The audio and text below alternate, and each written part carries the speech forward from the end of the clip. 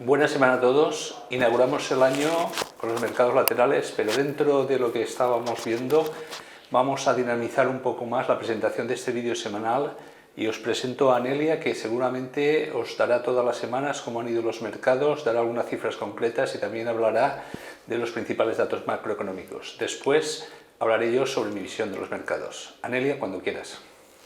Buenos días. Recientemente pudimos leer los datos de empleo de Estados Unidos. Se crearon en diciembre 156.000 nuevos puestos de trabajo frente a los 175.000 que estaba previsto. Pero por otro lado, el salario medio por hora creció un 0,4% en vez del 0,3% que estaba previsto. Entonces son datos bastante buenos. Por otro lado, Donald Trump concedió su primera conferencia como presidente de Estados Unidos y en esa conferencia algunos datos a destacar. Sobre Rusia dijo que probablemente el país hackeó a los demócratas durante la campaña electoral, pero las relaciones de todos modos con él como presidente mejorarían entre Rusia y Estados Unidos.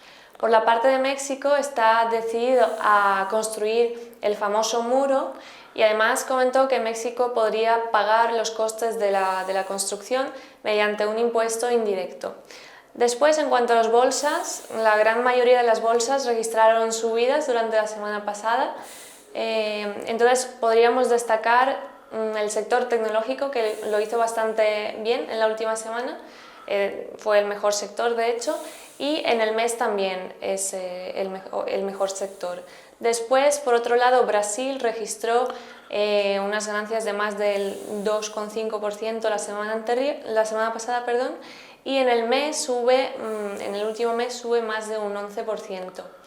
Por otro lado, el Russell 2000, el índice americano, registró pérdidas durante la última semana y recordemos que Donald Trump prometió ayudar a las pequeñas empresas, sobre todo a las familiares, y fue como desató la euforia en este índice, que subió desde que fue elegido presidente, y vemos que ahora poco a poco se está desinflando, pero hay buenas perspectivas.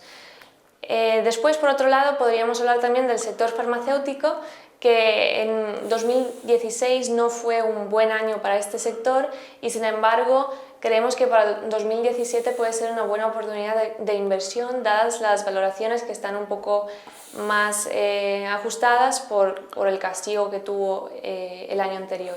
Aquí podríamos hablar, por ejemplo, de un fondo de inversión, el Polar Healthcare Opportunities, que invierte en empresas es un fondo consistente y invierte en empresas cuyo objetivo o están enfocadas a la reducción de costes de las arcas públicas. Anelia les ha dicho que comentaríamos algunas ideas de inversión, pero mire, me he puesto esas gafas y es que no veo ideas. No veo ideas porque pienso que la bolsa está cara, pienso que hay muchas incertidumbres a nivel político, no sabemos Trump cómo acabará porque parece que esté un poco trastornado y además el proteccionismo siempre hace que las empresas ganen menos dinero y frena la economía y el comercio mundial. Y por otra parte tenemos que las valoraciones están relativamente altas. Si acaso, ¿dónde invertiría yo? Aparte del sector, digamos, tecnológico, que es un sector donde siempre deberíamos estar, pues quizás en Europa en el sector de telecomunicaciones, porque las ventas aumentan, las tarifas están aumentando, ha habido un proceso de consolidación, el coste de financiación les ha bajado, tiene un free cash flow alrededor del 7%, 8% con relación a 1 o 2 puntos superiores al global del mercado, y también porque la rentabilidad por dividendo es aceptable. Por lo tanto, no hay margen de seguridad para estar en sectores con muy alta beta, puesto que han tenido un recorrido bastante alto y pensamos que antes de coger más impulso, más fuerza, digamos, tendremos una corrección.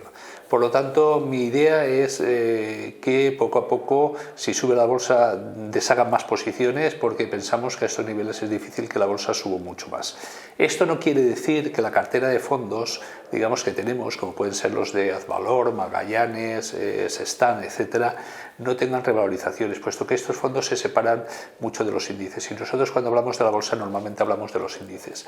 Estos fondos tienen algunos de ellos oro, como puede ser el caso de Azvalor Internacional, o también tiene liquidez en un 20%, Magallanes tiene liquidez en un 15%, MG Global Dividend normalmente lo que hace es incrementar el dividendo, por lo tanto son acciones como Bajo Payout que los resultados son buenos y posiblemente estos sectores, digamos, y estos fondos lo harán a medio plazo mejor que la bolsa.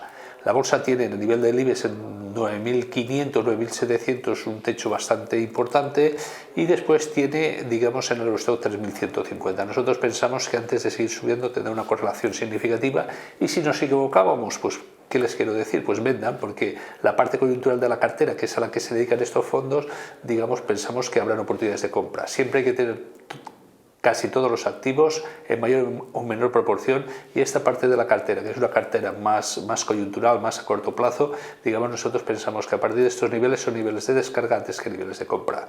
Y por lo que les he dicho de sectores, quizá los únicos sectores baratos sean algún sector de telecomunicaciones y a lo mejor el sector de tecnológico, puesto que pensamos que la tecnología va a ser el futuro y cada vez se usan más los elementos tecnológicos.